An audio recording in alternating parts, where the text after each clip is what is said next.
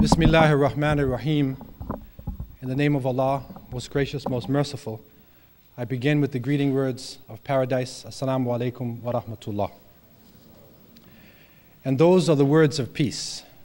And I pray that the few moments that we have together tonight would be a source of peace and would also be a source of understanding. And peace and understanding, I believe, are two very important qualities in these times, especially with the world becoming a global village, in that people are sharing culture with each other, and especially with the rapid change in technology and with the tremendous or fearsome weapons that are in the hands of humanity today. It is very important for us to understand each other. It's very important for us to be honest with the history of this planet and where we are going. And I want to, in the beginning, to congratulate the Muslim students and the Muslim community people who are here tonight on their completion of the month of Ramadan. That is the fasting month for Muslims. And I pray that Allah would give them the best for their fasts, would accept their prayers, would accept their struggle, and would help Ramadan to be a doorway for the rest of the year. I also would like to congratulate and to welcome the African students and community people who are here tonight. This is Black History Month, and when Carter G. Woodson began this idea in America, the intention really was to bring out some of the stolen legacy, some of the misunderstandings concerning African people in this part of the world. And Black History Month has come to be a very important time for people throughout America in the exchange of information. And in Canada, I have had the opportunity in Toronto to be on a number of panels and a number of lectures in the exchange of information during this month. My only hope and prayer for Black History Month is that it wouldn't be restricted to the month of February. Not only is it the shortest month of the year, but up in Canada it's the coldest. And really that's sort of the opposite of what you think about when we're talking about African history, because that's something that's really warm, especially to those who understand it well. And so my hope and prayer is that this could extend to the whole year. And what we are struggling for now is to have the misunderstanding, the stolen legacy of African people and other underrepresented groups to be part of the curriculum, part of the mainstream curriculum, so that we shouldn't actually have to have a Black History Month or Native History Month or Islamic Awareness Week. This should be part of the curriculum. And the average young person growing up should have the opportunity to benefit from the history of Islam, from the history of Africa. The average person growing up should not have to go through a racism change in their value systems, you know, when they're looking at television. And I, as a young African American with West Indian parentage, went through a very serious change from a young age as an African American, trying to find my own place on the television, in the history books, and sometimes I really had a problem, because the only characters that I was finding on the television, in the movies, and this lasts up until today to a certain extent, were usually people who were either comedians or athletes or the villain. This is what African people usually play. And I challenge at the outset anybody, go through the television programs today and think about how many African people are actually heroes in the program. Not the comedian, not a joker, not an athlete, not a villain. There's a few programs now, but it's not many. And when you think of people of Chinese descent, how many Chinese heroes do you know? Not kung fu fighters, right? When you think of a person of Indian descent, how many Indian heroes do you know? Not Gandhi or Indian movies, no. And a mainstream program, think about it. A person who's an Arabic-speaking American, what do they think about TV? Right now, in most of the movies, we are finding that the bad guys, who used to be, when I was growing up, Japanese, Russians, Germans, and natives, Now the bad guys are usually Spanish drug cartels, Afro-American posse or Jamaican gang, or the most sinister character you can bring to the screen is the Arab terrorist.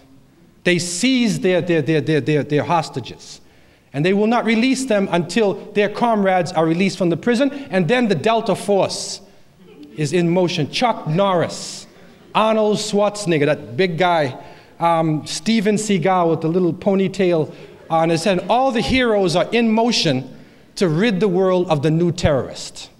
This is stereotyping. It's stereotyping, and it's gone on with a number of people in our history, and especially with Hollywood, which has a license to do what it wants without any historical authenticity. They can make anybody who they want to be the hero or to be the villain. And so tonight, I wanted to shed some light on a very misunderstood area, and that is concerning Islam, slavery, and African people. This is a very serious topic, and it is one that really requires a number of lectures. To be able to get into this topic, actually, it would probably require a whole university semester to really get into it properly. What I want to do tonight is to really sort of like give you an overview and maybe let you understand something about this area from the horse's mouth, as they say, or from the primary source, from a Muslim. And I want to speak not only from myself, but I want to speak to you from the primary sources of Islam, meaning from the Qur'an itself, from the traditions of the Prophet Muhammad, peace be upon him, also from history, and then from the perspective of the people who live in the countries themselves, and not somebody who is writing about the country from the outside. In the beginning, I think it is very important for you to understand, when we are talking about Islam itself, we are not talking about a Middle Eastern group. We're not talking about a way of life that is restricted to any particular nation or any particular linguistic group. What Islam means in the root essence of the term is submission to the will of Allah. And when we say Allah in Arabic, you can translate that into every language. And there is a way that people throughout the world have expressed the concept of the Creator. You'll find it in every language. And so Islam really means that submission to the Creator. Not worshiping created things, but going beyond the created things to the power that initiated life. This is what Islam means. Right now there are over 1 billion Muslims in the world today. The latest census coming out of Egypt is 23.1% of the Earth's population. There's over 70 million Muslims in China. Over 60 million in the former Soviet states. It is the majority religion on the African continent. By the year 2000, it'll be the second largest religion in North America. So this is not a restricted way of life.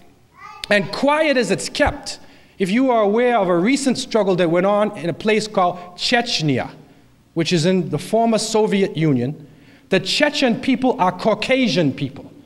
They come from the Caucasoid Mountains.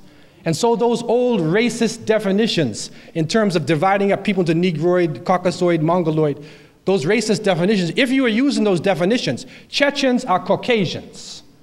And they led one of the most intense Islamic struggles that we have witnessed in the second half of the 20th century. They have a long tradition of Islam.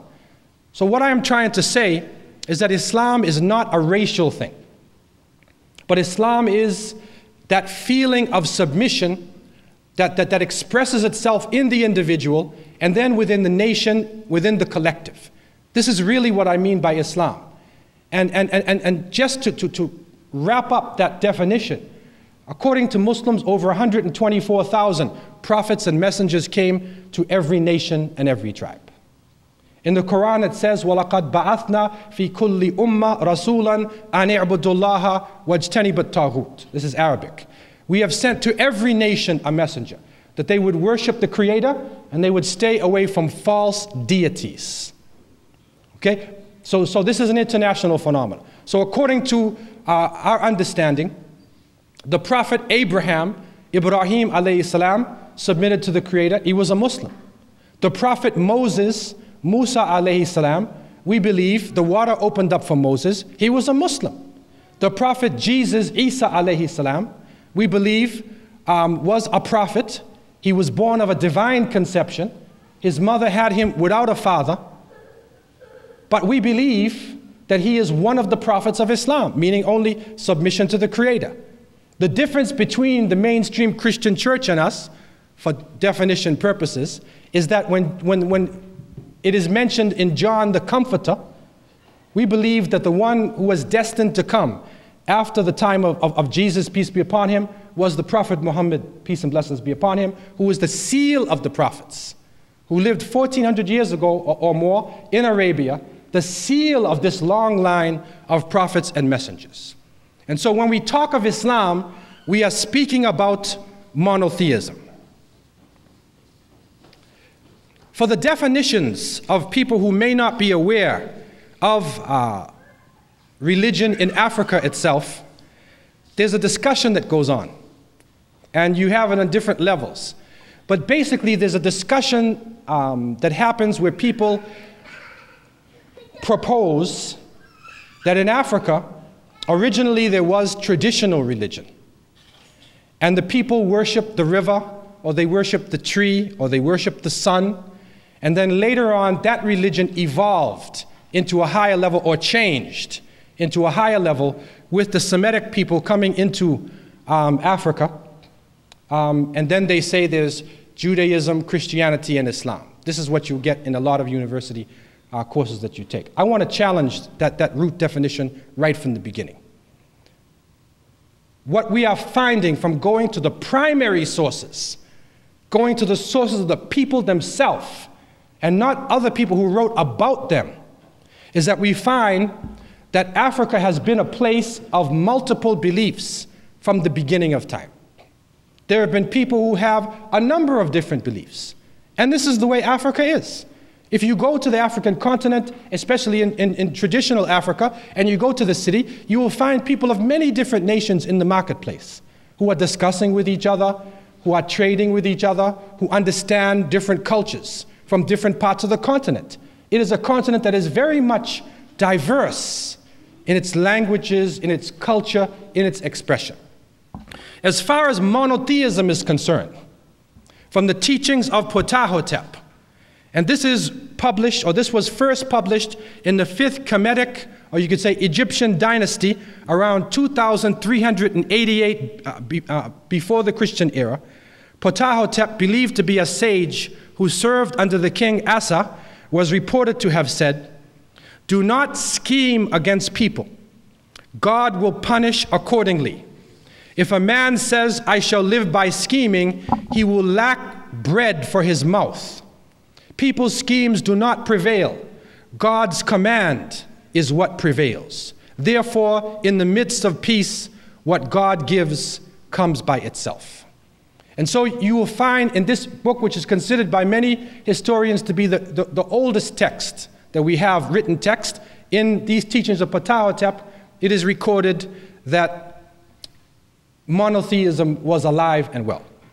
Also in the Middle Kingdom of ancient Kemet, or ancient Egypt, the well-known pharaoh Akhenaten, who was somewhere around 1358 BC to 1340, he expressed his dedication to the sole God, Aton. And he was expressing a belief that focused not on the different gods, not on the sun, but on the power behind the sun. The power behind the sun.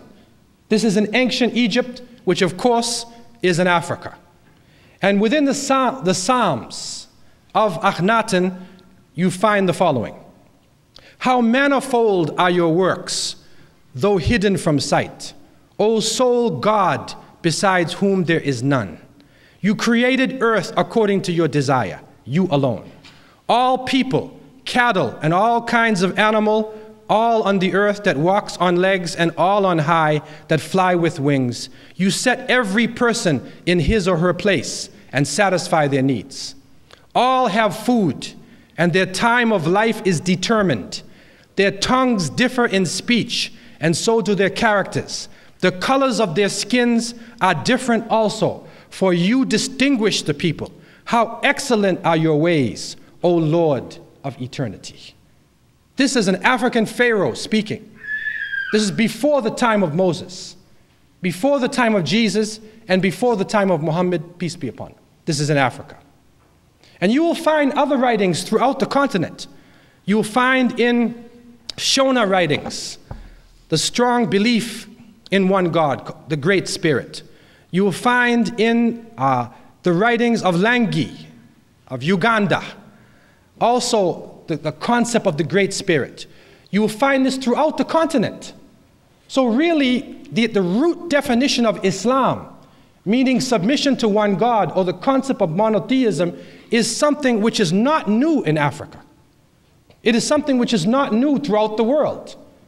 But the only thing that the Prophet Muhammad, peace be upon him, did was to confirm what came before him, was to confirm the natural belief or the natural tendency in all human life to recognize the creator of the heavens and the earth. And this is a very important definition for us to begin with. Because when people speak about Islam today, when they try to define Africa, we tend to do this in a way that separates instead of a way that unites. I'm still trying to figure out how they separated Africa from Asia. Because this didn't happen until the European colonial period. It wasn't until then that the Red Sea divided Asia from Africa. If you look at the people who live along the Red Sea, you will find that for the past 10,000 years, their cultures have been one. People have been traveling across, back and forth of the Red Sea as though they were traveling from one city to another in America. It is only when the European colonial system came that they said, if you're on the eastern side of the Red Sea, you're an Asian. If you're on the western side, you're an African. This is a definition that really, when you actually go into Africa itself, when you really try to figure it out or to put a racial feature upon what is an African or what is an Asian, it starts to get ridiculous. And so it is the same thing with Islam. When you start to divide people up or start to categorize Islam, you will realize when you go to the root sources of Islam that it is ridiculous. Because from the beginning of the message of Islam, or the last message of Islam, the Prophet Muhammad, peace be upon him, had with him people of all different nations.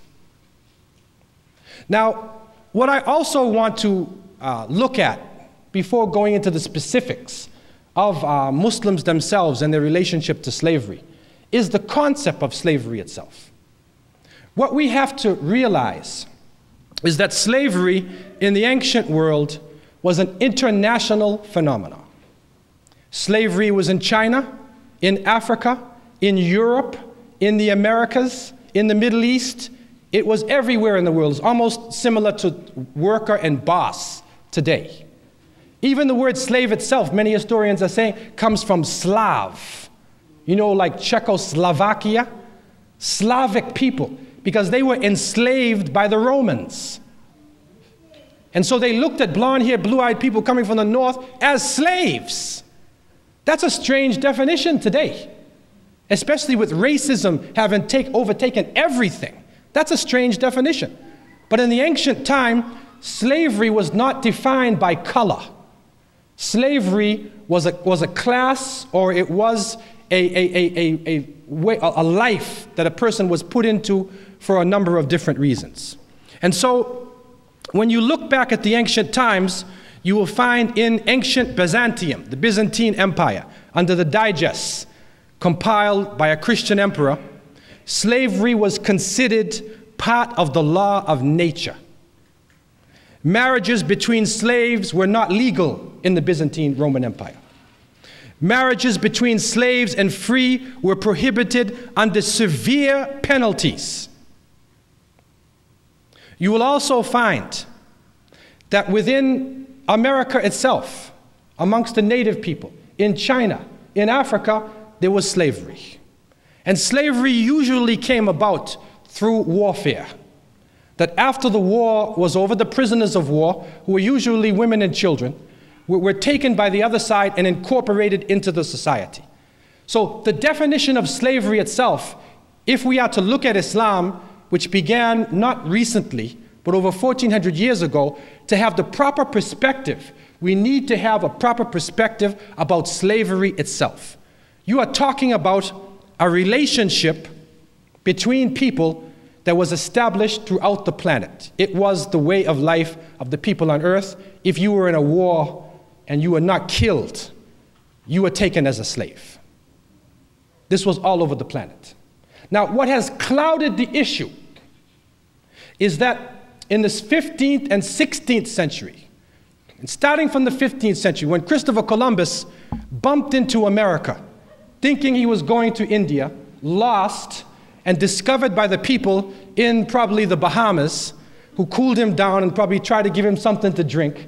But he told them, I discovered you, I control you. And we foolishly have maintained this in our institutions for years. Even only recently, in 1992, it was the 500th anniversary centennial of the age of discovery. But my question was, at that point in time, who was discovered? Was it the people here or Columbus? It was Columbus. That's what they should actually have been saying. But what you have to deal with is the mentality. Not Columbus himself, because Columbus was very late. And historians recognize now that many people made it across long before Columbus. That's another lecture in itself. But African people made it across, Muslims made it across, Vikings made it across, Phoenicians made it across. Many different nations were able to come across the Atlantic and the Pacific, on the other side too, and come into the Americas. The important point is the mentality. It is the mentality where you deny the civilization of the other people. Just imagine this now. We look at the picture and we see Columbus landing on the shore, and he's looking at people. And it says Christopher Columbus discovered America in 1492. I tried this out, man. I went to Nigeria, Kenya, Malaysia, Hong Kong, Singapore, and I said to the people, who discovered America? They said Christopher Columbus. I said, when? They said 1492. I said, did you look at the picture? They said, oh, that's right. There's other people in the picture. So this mentality of exclusion, the mentality where people are living there, yet you don't recognize their humanity, that is the one that is the poison that destroyed the relationships, where racism became a tool of oppression and a tool of mental and physical exploitation. And we find that from the 15th and especially 16th century, that slavery became a racial phenomenon. When Europe found in Africa a source of cheap labor to bring into the Caribbean, South America, and North America to produce sugar and cotton and tobacco and the other products, they looked to Africa. They tried poor whites first, but that didn't work. Because they looked at themselves, they looked in the mirror, and at the master, they said, wait a minute, I look just like you. I'm not going to be a slave. They tried the native people, but the native people had been here for over 10,000 years. And so they refused to submit. They would either run away and fight, or they would just die. So they looked to Africa, because African people not only would be very visible, especially if you brought people out of West Africa or Central Africa, they would be very visible. Also, the climate in the Guinea Coast, the Gold Coast, Angola Coast is very similar to the climate in the South, here in the South, and also in the Caribbean and South America. Also, people had ways of dealing with agriculture, advanced ways of agriculture. So they figured all these things in and then targeted Africa. As we know, the slavery period began, and millions of people were brought out of Africa into the Americas. Slavery became racial.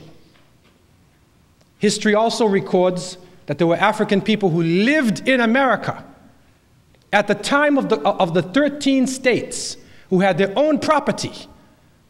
Some of them even had slaves. Some of the African people, I believe, were also part of the native culture because they had come across with the Mandinka. And there's a book called Deeper Roots here. You can read Ivan van Sertima and other people, and you will find out about the discoveries before Columbus. So African people were already here, but slavery became racial. Code Noir, the black laws. When these laws came in, everybody of African descent became slave, whether you were free or slave. Regardless of your tribe, regardless of your status in society, once you fit a particular definition racially, you became a slave. This is how everything changed. And so that definition, that concept is with us today. This is what makes it extremely difficult to talk about this topic, because this is a very emotional topic, especially for people who have had ancestors who were in a state of slavery, including myself. This is a very emotional topic. But we have to be able to look at this topic in the proper perspective so that we ourselves would not fall into stereotyping or into wrongly accusing people of something that they did not commit. When you look in the time of the Prophet Muhammad, peace and blessings be upon him, I want to again take it back to Arabia, and we're going to go 1410 years before or more into this period of time in the Arabian Peninsula. And what you have to understand about the Arabian Peninsula itself is that the Arab people who were living there are actually a mixed people themselves. And so when you start to talk about racial definitions, you have a problem even in Arabia to do that, because people were not necessarily distinguished in the Arabian Peninsula by the color of their skin. This strict color definition is something which is only recent from the 16th century. And even if you look back to Herodotus and other Greek and Roman historians, when they talked about ancient Egypt, they said the ancient Egyptians were dark-skinned people with woolly hair. They had no problem with color. They had no problem at all. It is only in the 16th century now that color becomes so crucial to people's definition. And so the Prophet Muhammad, peace be upon him, who was the seal of the prophets, who came in line with the other prophets, began his mission in Mecca, in the city of Mecca. And he basically taught the belief in one God. He basically confirmed the teachings of those who came before him, that you should be honest, you should not steal, you should not lie, you should not commit adultery, you should not oppress, you should believe in one God, you should pray, you should give in charity, you should fast. He confirmed what the other prophets taught before his time. And it is recorded in the history books, and you can go to a book, Ibn Ishaq. There are a number of very serious Islamic works that are written in Arabic language. Arabic was a lingua franca of Islamic civilization. And so in Arabic, Africans or people from many different parts of the world wrote. And you find that from the beginning, the Prophet, peace be upon him, was surrounded by people of all nationalities. One striking quality, though, about his followers was that they were generally from the lower class. He himself was from the tribe of Quraysh, and the Quraysh was considered to be a noble tribe. That is because they were descendants of Abraham, of the Prophet Abraham, peace be upon him. Also, they were descendants of one of the tribes from southern Arabia, Jurhum. And they were also a descendant of Hagar, or Hajar, who was an Egyptian, who was the wife, one of the wives of the Prophet Abraham, peace be upon him. And so they were considered a noble tribe, and they were in a leading position in Mecca itself. Although he came from that tribe, he wasn't a rich person. He was surrounded by people from the lower class. And so you find the slaves in Arabia at that time were not from one particular racial group. They were from any racial group, including the Arabs themselves, because it was based upon your position in society and not your racial definition. And so it is recorded that a number of his followers, and one of the famous followers, Bilal ibn Rabah, radiallahu an, may Allah be pleased with him, was the person who called to prayer for the Prophet, one of the early Muslims. Also Salman al-Farisi, a Persian man. He was also a slave. There was also Suhaib al-Romi, Suhaib the Roman, was also in a slave position. And you will find that there were Arabs, Zayd, a number of people who were Arabs who were in slave positions. And so from the beginning, Islam taught that people should not submit to created things, but they should submit to the creator of the heavens and the earth. In the opening chapter of the Qur'an, it says, Iyaka na'budu wa iyaka nasta'in. This says, you alone, O God, do we worship, and you alone do we seek for help. And so this concept, which is called Tawheed, the strict concept of monotheism, gave the individual a feeling not to submit to created things, but to submit only to the creator of the heavens and the earth. And so from the beginning, one of the strong actions done by the Muslims was to free the slaves. And so you find a number of people being freed from the beginning, especially by one of the Sahaba, the companions of the Prophet, whose name was Abu Bakr as-Siddiq radiallahu anh, who was recorded to have freed a number of slaves, a number of people from the lower class, and many of these people rose up in the ranks of the Muslims to become people of distinction. It is also reported that the Prophet himself freed 63 slaves. His wife Aisha freed 67. The Prophet's uncle Abbas freed 70 slaves. Abdurrahman ibn Auf, one of the rich Sahaba, there's a number of reports, but he freed thousands of slaves. Zukala Himyari freed 8,000 slaves. Abdullah ibn Umar freed 1,000. Hakim ibn Hazm freed 100. And this list continues.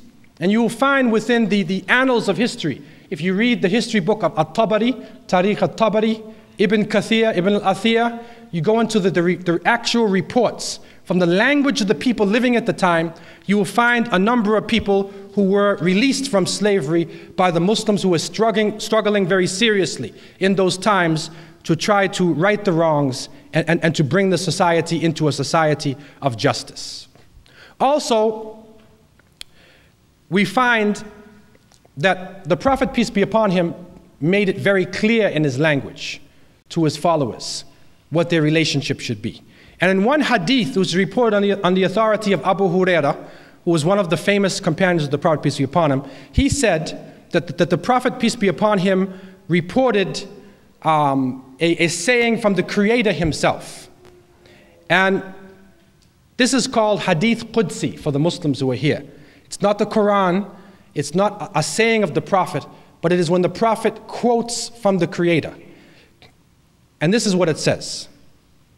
Allah the Almighty said, there are three whose enemy or adversary I shall be on the day of judgment or the day of resurrection. A man who has given his word by me and has broken it. A man who has sold a free person and has consumed the price. And a man who has hired a workman has exacted his due in full from him and has not given him his wages. This is reported in a text which is called Bukhari, which is a very authentic, which is the second most authentic source for the Muslims. And so Islam struggled then to liberate the people from physical bondage, from psychological bondage, and from spiritual bondage.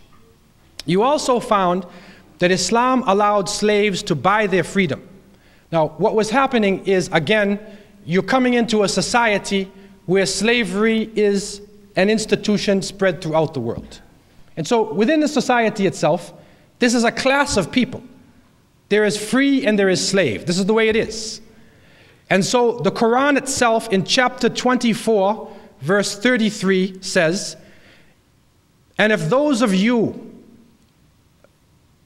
who are in your possession ask for a deed of emancipation, execute the deed of emancipation with them, provided that you find some good in them, and give them something out of the means Allah has given to you.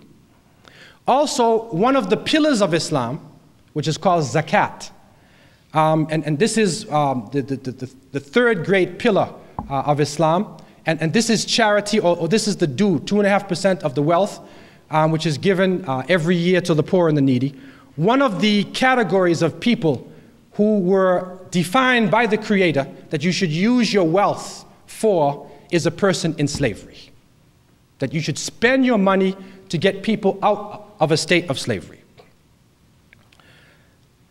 And so what we find is that the definition of slavery itself was narrowed down. Originally, slavery could be a person who captures another person. A person who just goes to a marketplace and buys a person. The only definition that remained within Islamic Sharia, which is the law of Islam, is for the prisoners of war. So actually the word slave itself is really the wrong definition. It's the wrong term. Because when you say slave in English, what comes into your mind is somebody who is captured and somebody who is put in ball and chains, working on a plantation. This is not the Islamic definition. The Islamic definition of right-hand possession is a person who comes into the society as a prisoner of war. And so what Islam basically was doing was phasing out this institution of the prisoners of war. It is not a needed institution. It is not one of the pillars of Islam, as the New York Times might say. But what it was an international institution. It was a relationship that people had throughout the world. And Islam was bringing the people out of the institution, phasing it out. It was not wise at that time, according to what we understand, to try to totally eliminate it. Because the relationship of slave to master was a relationship throughout the world. And so therefore what was done, it was narrowed down. Capturing a person was prohibited. Going to the marketplace and just buying somebody for any reason was prohibited. It is only when a person is a prisoner of war. In that condition, according to the traditions of the Prophet, peace be upon him, we find that if a person fell into that condition, that they were supposed to eat the same food as the person who was above them, wear the same clothing, not supposed to be punished or harmed, and they were supposed to be helped to come out of that condition as soon as possible. This is the root definition of quote-unquote slavery within Islam. It is a narrowed down institution which was not a pillar of Islam and not a necessary institution within Islamic life. And so you find that as Islam spread to different parts of the world, in many parts of the world, slavery completely disappeared. In some parts of the world, when people, in the name of Islam, wanted to take advantage of other people, slavery then continued. And I'm not here today to stand in front of you and say that slavery did not exist in the Muslim world, and there were not people who were quote-unquote Muslims who were not involved in slave raiding or slave trading. What I am here basically to show you is that there is a difference between a person who is actually practicing Islam in the proper way, according to Sharia, the Islamic law, and a person who has an Islamic name, who comes from a Muslim family and carries out what they want to carry out anyway. There's a difference between the two. You might find a person, wal-iyadhu billah, may Allah protect us from it, who is a Muslim, you might find him drinking alcohol. Muslims don't drink alcohol, but you might find somebody who drinks. That's his problem. That is not Islam that made him do that.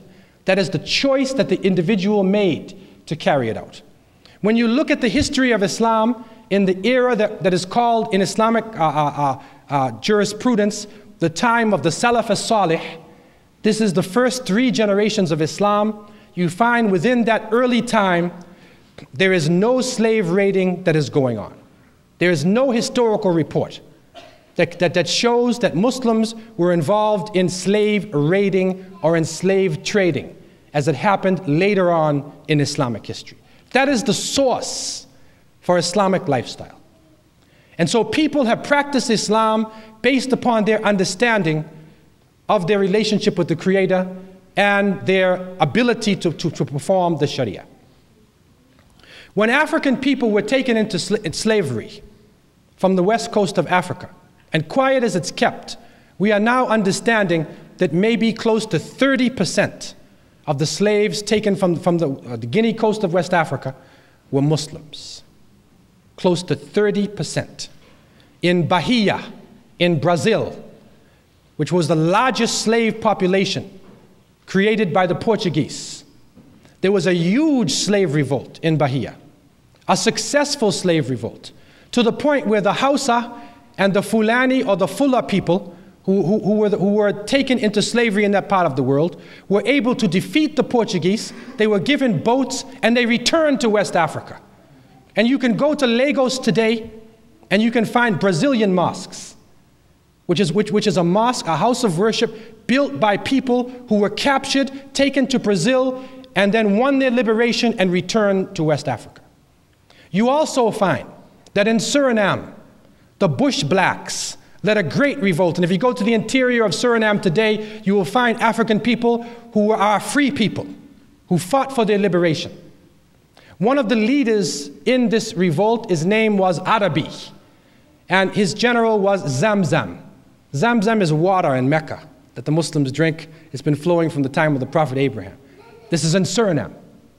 Also, you find that in Trinidad, Mohammed Cisse and a number of Muslims who were captured prisoners of war or slaves were able to get their freedom and actually get property in Trinidad, and they actually had a society going on in the Caribbean. And you find it all over the Caribbean in the writings now. We are reinterpreting the writings and we understand that when the term Mandingo is being used, they are referring to a Muslim, Mandingo.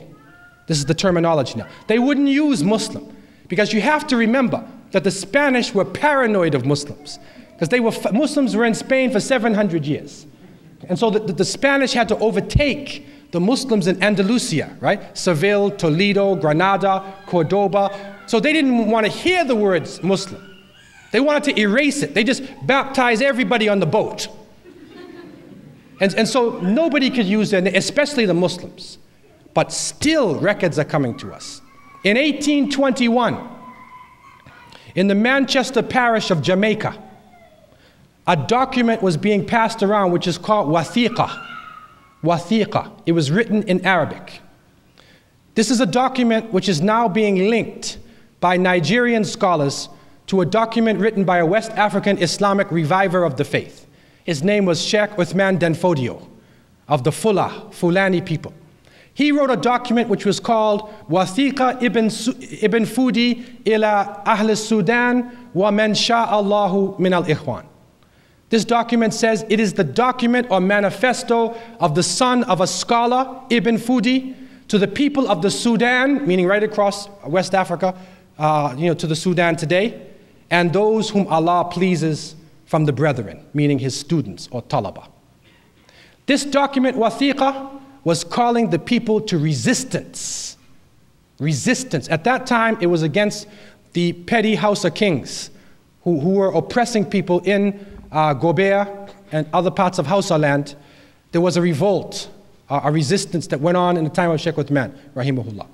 What happened now in Jamaica, and the link is being made now, Dr. Usman Bugaje, one of the scholars in northern Nigeria today. I had the opportunity to meet Dr. Usman last summer in Leicester in UK, and he gave me this paper, and he linked it. They were linking it together now. The Wathiqa of Ibn Fudi, they're linking it with the document passed around amongst the slaves in Jamaica, and sure enough, in 1821, there was a slave revolt in the Manchester parish. You also find in Bahamas, I went to the archives in Bahamas in Nassau, and I was surprised to read in one of the documents that it said that a certain amount of slaves were taken to the island of Exuma, and a large number called themselves followers of Mahomet. Now, they didn't know what this term Mahomet was. M-A-H-O-M-E-T. This is the crusading, middle-aged definition for the word Muhammad. These people in the Bahamas were defining themselves as Muslims. And so Muslims were one of the groups who resisted oppression and slavery in the Americas.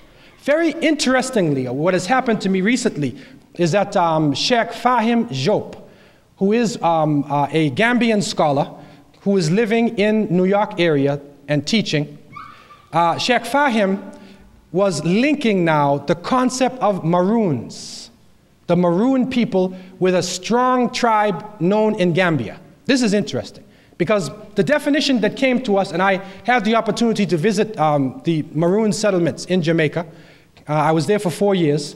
And the Maroons, basically in Jamaica, were known as, it is said that the word comes from cimarrones, which is a Spanish word for wild horse. Because when the Spanish came, these people were so resilient that they resisted slavery, went into the interior, and the Spanish couldn't get them out. They left them alone. The French came along, left them alone. British came, left them alone. But the British had a plan, because they're very crafty. So they made a treaty. They made a treaty. And in that treaty, they turned the Maroons against other people of African descent. And people who know Jamaican history will know that negative side of the existence. What is important is, what Sheikh Fahim is showing us, is that in West Africa, there is a nation of people in Gambia who are of very strong stature, known for their fierce warlike nature. All of them are Muslims, and their name is Maroons. This is serious. This is serious. Because this would link us now, in the name, directly to a nation in West Africa. And research is being done right now to look into the records to see whether this definition really was this so-called Spanish word cimarrones, or actually was it a terminology that had come from an African language that was trying to be covered up by the colonial powers. What is important is that Muslims were resisting slavery. And you find in America, you will find the story of Ayub ibn Sulaiman, who was in Georgia. You find Abdurrahman in Mississippi. You will find Saleh Bilali Muhammad in the Gula Islands. You will find Muslims very strong within African American culture. In mainland United States, the presence is very strong. And it is probably that same spirit of resistance that was passed on from family to family, from generation to generation, that is coming to the surface today within African American society in the name of Islam. And this is a strange phenomenon, because even though the New York Times and the Washington Post and other so-called authentic media publications are trying to put out propaganda against the Muslim world and against Africa and different liberation movements, still people are looking at Islam. We recognize now that there is a link in terms of lineage and in terms of knowledge and resistance. And again, I want to make it clear, it's not only Muslims who resisted slavery in America. There's other groups who are very powerful as well. But we now identify this as one of the strong groups who resisted slavery within the Americas. A colleague of mine, Imam Nafi Muhammad rahimahullah, may Allah have mercy upon him, who studied with me in Medina, he was from Georgia, and he reported to me that he remembers the slave master would say to their great-grandmother, anytime they got angry at the slaves, they would say, "You all ain't nothing but Aunt Haggard's illegitimate children." Now, you know what that means? Now let's try to unwind that. Aunt Hagar, this is Hajar, the wife of Abraham, right? Okay, so you say, you're nothing but Aunt Hagar's illegitimate children. In other words, you're a bunch of Muslims. Because it was Hajar who went with Abraham and Ishmael, and they built the Kaaba in Mecca. Now, how now is this man, this slave master in Georgia, calling the slaves Aunt Hagar's illegitimate children? It is because he understood that they were Muslims. And so that same spirit we see coming out in individuals. Probably the most important individual for us is Malcolm X. And within his spirit, Al-Hajj Malik Shabazz, rahimahullah, may Allah have mercy on him, we find that same resilient spirit. We find that same resistance to oppression, resistance to slavery and tyranny in any form. That is the essence of Islam. That is the root definition of the terminology. And this is what has existed throughout the world. That is the reason why in the Muslim world today there is turmoil. That is the reason why you're seeing it in the press. Because neo-colonial powers were put into place in the Muslim countries. That when the colonial system left, a person was put into place who spoke the same language as the people, looked like them, but he was worse than the colonial master. He was worse. And this is what the Muslim countries are suffering from today. And so what I want to make you aware of, that you may not be aware of, is that when you are dealing with a country like Sudan, which is a big country, and to go from one end of the Sudan to another, it's like driving from Toronto to New Orleans or maybe Brazil. The place is big. I mean, when I would drive from Kano, just to get from Kano to Sokoto, those of you who know northern Nigeria, it's like you're driving forever. And if you look at the map, Nigeria is small compared to the Sudan. It's huge. So to try to lump everybody together in one little group, to try to blame one group in Khartoum for something that goes on in another part of the Sudan, you don't understand the country. What you have to understand is that the people there want to be independent. They are now, in terms of their agriculture, the economy, they do not depend upon foreign powers. They're growing their own food. There's a serious education that is going on in the Sudan. These are some of the things that you don't see. The Sudan is a refuge, and the northern part too. It has been a refuge for people from all over Africa. And if you go there, you will find people from all over Africa. So, you know, when we are defining terms, you have to try to define it from the perspective of the people themselves. I am not here today to cover up any exploiter, any oppressor who in the name of Islam or Christianity or nationalism or whatever it is, oppresses people. I'm not covering them up, and I'm not making an excuse for them. What I want to say very clearly is that there is a difference between what Islam stands for as a way of life and what certain people have done in the name of Islam, who would try to use this international way of life as a means of gaining wealth or exploiting other people. I want to close this phase of our discussion tonight at this point. I've been talking for a while, and you know, I'd like to get some feedback, inshallah, from you. And I want to thank you for your patience so far. And I pray that the rest of our evening would be a source of peace and understanding. And I leave you at this point in peace by saying Assalamu alaikum wa rahmatullah. Okay, the floor is open for any questions that anybody may have.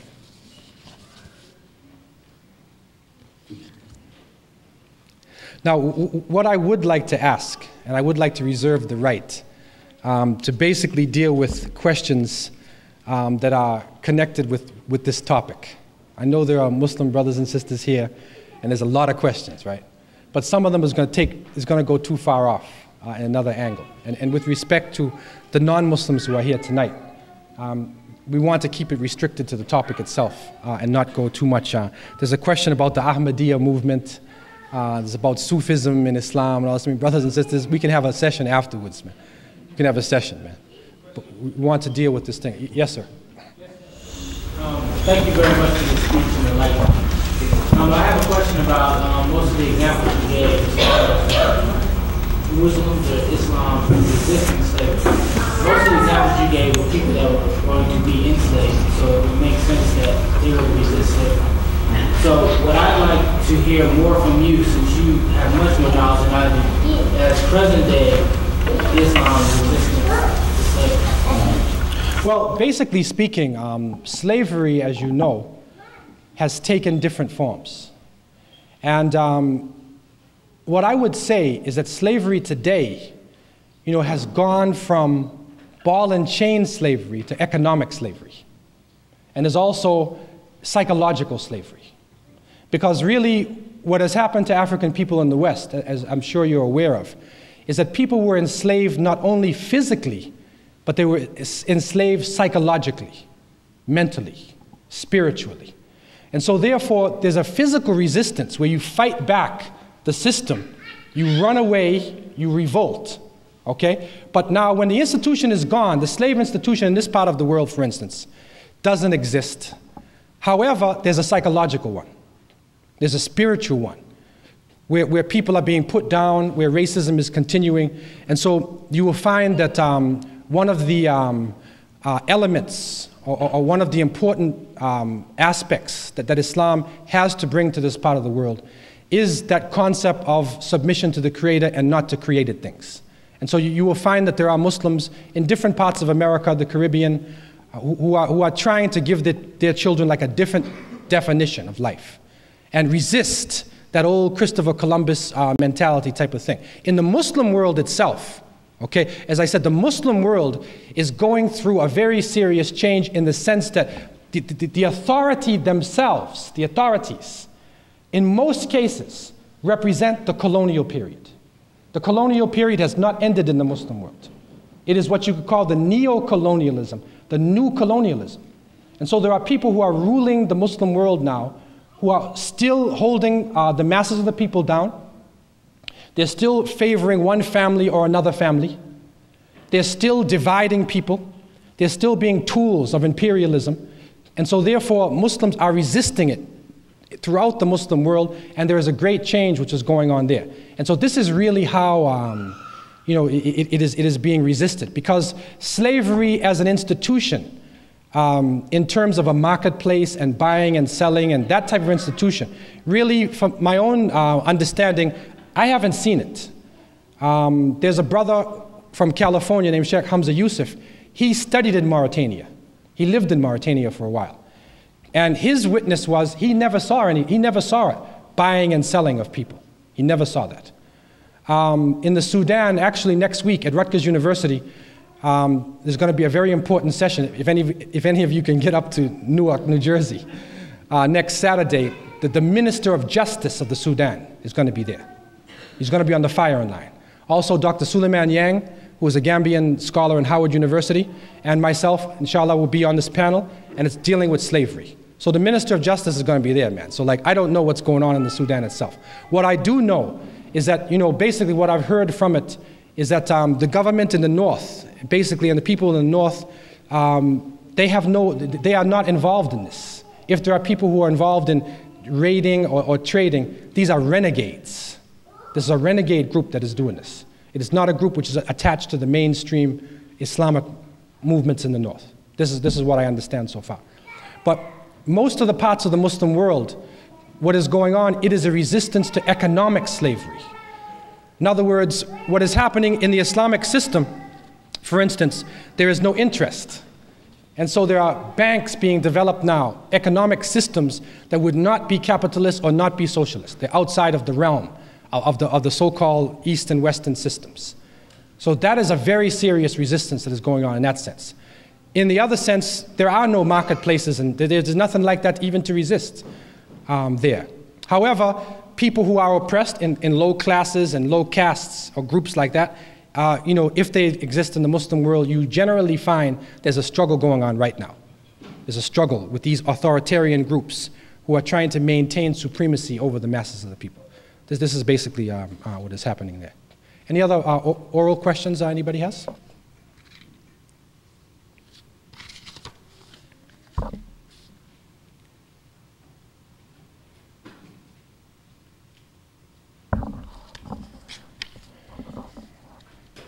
It says, how can Islamic history be included in school and college curriculums with the existing separation between church and state? Well, when I'm talking about including Islamic history, I'm not talking about practicing Islam here. I'm not talking about an Islamic state. Okay, what I'm talking about is that when you are dealing with Islamic history, you should go back to the primary sources. In the same way, in any discipline, you want to first deal with the primary sources, and then the secondary sources, and then the other sources. What happens when you're dealing with Islamic history, and sometimes African history, is that they don't deal with primary sources. They deal with what somebody said 3 or 4 levels down, and because he came from Oxford University or Sorbonne, they say he's an expert. And, you know, and scholars will start saying crazy things. You know, and I've heard a scholar, I'm not going to mention any names, but I've heard a scholar, a so-called scholar say, you know, with authority, that Bilal taught the Prophet Muhammad how to pray. Now, for a Muslim, this is totally against all levels of understanding. And nobody, even a drunken historian in the Muslim world or anywhere, has ever said anything close to that. But somehow, people are making these statements off of propaganda books and of stereotyping, which has been done, you know, in the name of scholarship. So really, what I'm saying is that to include it within the curriculum, we should go back to the primary sources and then try to be as objective as we are with other types of history. And within history fields now, people are trying to tell the story from different perspectives. Because if there's a great battle, then you can tell a story from either side, right? The winners or the losers. I mean, it's usually told from the side of the winners. Okay, you can also tell it from the point of view of the people on whose land was the war. And maybe these people never even fought in the war. But they suffered over these 2 kings or 2 rulers fighting and killing each other on their territory. So history can be told from a number of different perspectives. And what I'm saying is, to understand Islamic history properly, you would have to also give the testimony of Muslims themselves to be able to understand Islamic history. And fortunately, we have hundreds of authenticated historical works in Arabic, in Persian, in Turkish, in Swahili, in a number of different languages. We have a number of works that can be read and can be used as primary and secondary source material. Any other questions or anybody has? Oral questions? Yes, ma'am. It's supposed to support some of your points. There's another document, which I'm ashamed to say that I can't remember the author's name, even though I worked on this document myself as undergraduate. But it was written in the 17th century, around 1680, 1690 by West African Islamic scholar. And in that document, they describe nations that may be taken in slavery through acts of war. And in the document, it describes the Muslims of West Africa who are black and skin color, and specifically states in the document that these people are not to be enslaved under any condition because they are brothers of Islam. And from that document, the myth of Ham was created and perpetrated by Christian slave owners to justify why dark-skinned people deserved being enslaved in the Americas. And when you look at the original text, which goes to your point of the necessity of going to the primary text, when you go to the primary text, the myth of Ham is not the myth of Ham at all, but it's a discussion of which peoples in Africa have submitted and were therefore free from being taken as slaves. So I just want to use that to underscore your point about the necessity of looking at it from a primary source. That's right. Any other comments or questions anybody has? Yes, sir. Have you done any study of the situation that existed on the East African coast, Zanzibar, and what some people report as the slave trade in that area? Well, I had the opportunity in 1995 to go to Zanzibar. And I was a friend of a family who knows, it's a Saleh family. Actually, in the Saleh, my friend's older sister was Karume's wife, the one who was overthrown. And we was looking for Dr. Sharif. There's a Dr. Sharif who was a well-known writer out of there. I was looking for Dr. Sharif. And so I went to Zanzibar, and we went downtown. And one of my friends there was a tour guide. He did this to make money. So I said to him, I want you to take me on a tour of Zanzibar. Just the same way you take somebody from France or Russia or wherever. Right? Just give it to me the way you're supposed to give it to a regular person. So he took me to a place, they said this is the slave chambers. It's downtown, right? The slave chambers. And it was a stuffy place. You go down inside there, and my friend is from the Saleh family. They're Omanis, okay? Although he looks like an Afro-American, but he's an Omani, right? And so he was talking about the dirty old Arabs and what they did. They took the Africans and they did this to them and whatever. And I was getting uptight myself. I was going to punch the brother in the head. Like, I was really like, I was feeling like, because my own thing was coming out, right? And he was almost crying, because he was saying, like, how could my family have done this? Okay? And that was then we went up and there was a cathedral there. And they said that this Catholic church was built on the place of a slave market that was there downtown. Okay? And then they took us to Sultan Baragash. He had a palace there and whatever, and they took us around. So then I went to the archives, and I met Professor Hamad, who was one of the main professors in the archives. And we started to talk. And he told me that Dr. Sharif and the main historians in the island, when independence came and they opened up these slave chambers, they challenged the place. What they said, they found out, and they have historical proof to show that the slave chambers was actually a place where the British stored medicine because there was an outbreak of cholera. It was not slave chambers. Okay? Also, the so-called slave market, they said when they checked the records, there was one stand that was there, okay? And you know, there was a low volume of actually slaves who were sold from that market. And when Sultan Baragash was ordered by the British to count the slaves, you know, to free everybody and to count the slaves on Zanzibar, he counted 10,000 people who could be of a slave lineage. And there's a fairly large population there. And so what we realize from that is that there has been exaggeration that has gone on. There's been a big exaggeration, okay? And no doubt that the Omanis, when they first came into the coastal region there, they were working with the Swahili people. The people had already been in Islam before the Omanis, long before. Some people even date it back to the 2nd or 3rd century after the Hijrah, that Muslims penetrated East Africa. So the Swahili culture was already developed. So when the Omanis came in, they were helping the people resist the Portuguese.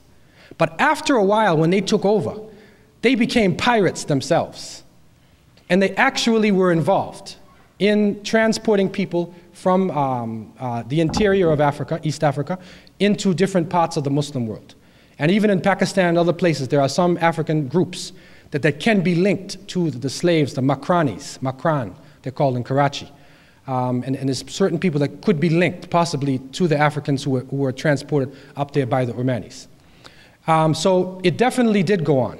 But what I understand, what I'm seeing is a big exaggeration. Because what is happening now is that the scholars, quote unquote, want to try to make Arab slavery, so-called Arab slavery or Islamic slavery, I don't know how they say Islamic. They're not calling European slavery Christian slavery. They're not saying that. Right? But if somebody anyone from the Muslim world takes a slave, it's Islamic slavery. So what you do, you indict the religion. So what they are doing now is they're pushing so-called Islamic slavery in order to turn off Afro-Americans or anybody who resists slavery to accepting Islam. That's the bottom line. And it's really unfortunate because there's a lot of people who are being confused and even policy was being shaped. And the British did it purposely. They divided the Swahilis from the people from the upcountry in Kenya and places like that, saying you're an African, you're an Arab. Okay, although the person who was supposed to be an Arab, for all intents and purposes, is an African. Maybe he has a grandfather or a great-grandfather who came from Hadramaut or Yemen or something. But for all intents and purposes, he's an African. Okay, but they say you're an Arab and you're an African. So they divided the people up. So it's like divide and rule. It's divide and rule. It's strange to me when they say the Arab Sudan and the African Sudan. Because when you talk about Arabs from the north, they are as dark as anybody in the darkest part of Africa. Many of the people from the north. So for us, for Afro-Americans, like we get thrown off when we go to Africa, man. I mean, they get thrown off by us. Like even when Malcolm X went there and he got red hair, right? And he's light skinned, or somebody like myself who was a mixture, right? So then you go over there and they say, you know, which part of you're African? But for us, we, because of racism, I mean, I am an African American. And I understand that. And that's our definition. But in Africa, that's not the definition, man. When you go over, they say like, what's your tribe? What's your nation? What's your language? That's what they're asking you. Okay? Now, Islam breaks a lot of that down, because if you're a Muslim, then people will accept you anyway. So Islam breaks all that down. But if you're not dealing underneath Islam, then you come up with this different understanding there. And our understanding here is different, because you say Arab, so you're thinking of a light-skinned person with a nose, and then the African, whatever these definition, right? This is totally opposite to what it is, man. The so-called Arabs can be anything. They can be light-skinned or they can be dark-skinned. It is not a racial group. It's not a racial group. It's a linguistic group and a cultural group. And this is a total misunderstanding. But because people do not have access to direct information from the Sudan or Africa, they just look at the paper. Oh, see those Arabs? They're doing it again. And you develop this stereotype. So Arnold Schwarzenegger, get them. Chuck Norris, get them. Steven, go get them. Because they're terrible, right? The Crimson Jihad. Go get them, man. Send the Delta Force and get all them Arabs. This is what is happening, man. It's stereotyping. It's stereotyping, man. And it really has a negative effect on a lot of young people who get confused when they go to Africa and find something different when they go there. I'm studying West African history, and they were saying about, in West Africa, they are talking about the Almoravids, Almorabitun, and they came in the 11th century, out of North Africa, and they destroyed the kingdom of Ghana in the 11th century. Then when you look at the records, there's Conrad and Fisher, they put out this article, they call it The Conquest That Never Was. Because when you go back and you read Al-Bakri and you read the different writings of the people who recorded it, the Almorabitun, they never invaded Ghana. They assisted the king. The king stayed in power after they reached. Now, if you invade a country and defeat it, the king does not stay in power. You kill the king. The king stayed in power. And all the definitions being used by the writers of the history were not conquest. But they want to divide north from south. The Berbers in the north, the Arabs in the north, the Africans in the south. Right? In the same way, like here, the light skin, the dark skin. Okay, like we had blue vein societies in America, and you have the, whatever, in the Caribbean, small island and big island. You have all this different, things where, a person from Barbados feels like negative when he goes to Jamaica. This is a Caribbean thing for people who are there. Like, my grandmother's from Barbados, right? So, you go to Jamaica and, you say you're a Bajan. Okay, so where do you get this division of people? So this is what's being done to divide up people so that they cannot work together and they can't really understand what is going on because they're caught up in their division. And Africa is probably one of the biggest areas for misunderstanding and division, for the whole definition of Africa. And it goes right back from the beginning of history. As I said, you look at the ancient Egyptians. There's no proof that anybody other than Africans built the pyramids. There's no primary information. It's not until 1650 or so when the Hyksos came in that somebody came from outside of Africa and came in. And the pyramids are already built. What do the historians say? Either they say the aliens came down from outer space, built the pyramids and flew back out, or they give you Stargate in the modern version, or they say somebody who looks like Elizabeth Taylor, Richard Burton, or Yul Brynner, they built the pyramid. Because that's racism, man. That's racism. It's racism, and it's being used to divide and conquer. Yes, sir. The question I have for you is concerning, considering the revolution in Haiti in 1804 and the strong presence of Muslims in the Caribbean and here in America, have you drawn any connections between the people of Haiti and their connection to Islam in Africa and throughout the Muslim world? Yeah, definitely. In my book, Deeper Roots, which I have here, there's one of the generals of Toussaint Louverture, his name was Makandal. Makandal was an imam. And I've just heard there's a paper which is going to be released by a Senegalese woman scholar. I don't know her name. I'm going to hopefully find out, inshallah, next week. But the paper is going to be released. She has documents, Arabic writings from Haiti. And they have found amongst the slaves a considerable population of the slaves in Haiti were Muslims, a considerable amount. And so this paper hopefully will be released within the next few months. It's a Senegalese woman scholar. I'm not sure what her name is though. I want to find out, hopefully I can find out next week. Yes, brother. When you talk, you said that you're not here to cover for anybody who has done something wrong. That's right. And from all what you said, you kind of talked more about what the West has done for us in Africa. And if I still recall from Ali Mazuri's Africa and Triple Heritage, I believe there were some slaves too that were taken by the Arabs. So what do you want to say about that? Okay, I agree. As I was speaking with the brother about Oman, that there were definitely Arabs who were involved in the slave trade. Definitely. There were Africans who were involved in the slave trade. If it wasn't for Africans, the Europeans would never have been able to go into the interior. The tsetse fly was killing them. And the malaria, they couldn't make it in. But it was one nation pitted against another nation. And then selling captives of war or people or prisoners or whatever, people they want to get rid of, making money to get the guns and whatever else. But if they were tricked and they were used. So people, other than Europeans were involved in slavery. Europeans did not invent slavery. They did not invent slavery. It has existed in every part of the world. The only difference is that the volume of slaves in European slavery is higher than anywhere else ever. And then racism coming in. And the effects of it still on the minds of the people up until today. That is the difference between what happened. Within the Islamic so-called slavery, there are leaders, major leaders in Islamic history who were from slave families. In the Abbasid Caliphate, Harun al-Rashid, who was probably maybe one of the richest men in history in Baghdad. Okay, he was from a slave family.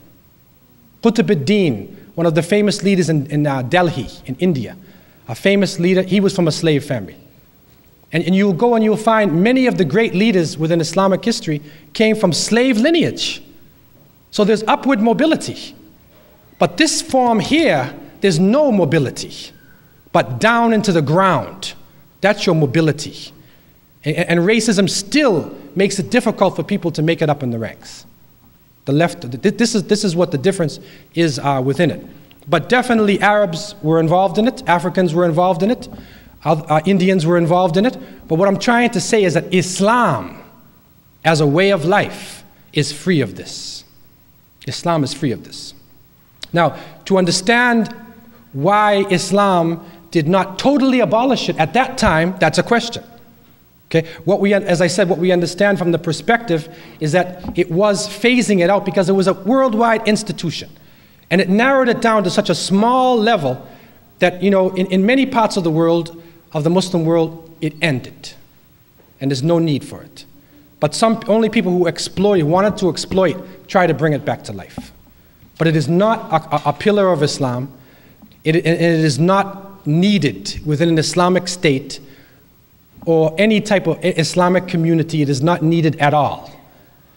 And as I said, in the great pillars of Islam, there's a constant reminder, even when we fast, like we just finished Ramadan, when you're fasting, if you break your fast intentionally, okay, the Prophet, peace be upon him, when a person broke his fast intentionally, he said to him, can you fast 2 months, can you feed 60 poor people? And the man said, no, that's the first penalty, feeding 60 poor people. If you can't do that, then can you, what's the second one? Feed 60 poor people, okay, can you fast 2 months in a row, 60 days? And the third one, can you free a slave? So, I mean, even though there's no slavery, that still exists within Islamic heritage. That, if you break your fast, one of the ways to make it up with Allah is to free somebody from slavery. So all throughout the religion is a constant reminder that you should be fighting against this institution. You should be getting rid of it, phase it out, resist it. That's all the way through. And the people who maintain it are just using the name of Islam, but they are exploiters. They are exploiters and they are oppressors.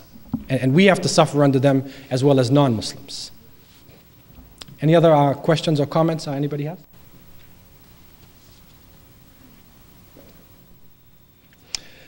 This question is going off. I mean, I went off myself a little bit, but it said, how can you explain the fact that there are only pyramids on the north of the equator? Inca, Aztec, Egyptian, blood is the same. Didn't they possess the knowledge we have? Okay, this pyramid is another discussion, this pyramid understanding. Maybe I can have this with you afterwards, whoever asked this question. It says here, a question about a different form of slavery. Do you know of any evidence that can substantiate the claim that the government used the CIA to introduce